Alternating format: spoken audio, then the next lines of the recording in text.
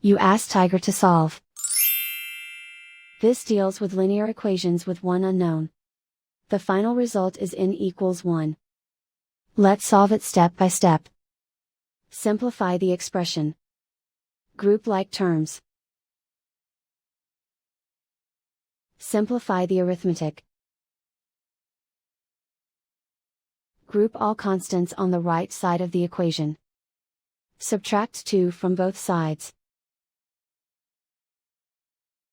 Simplify the arithmetic.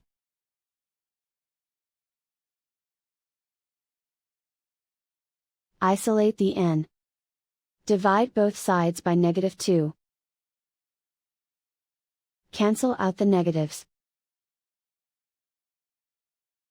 Simplify the fraction.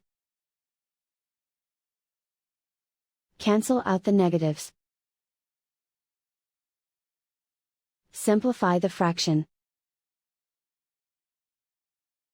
And so the final result is n equals 1.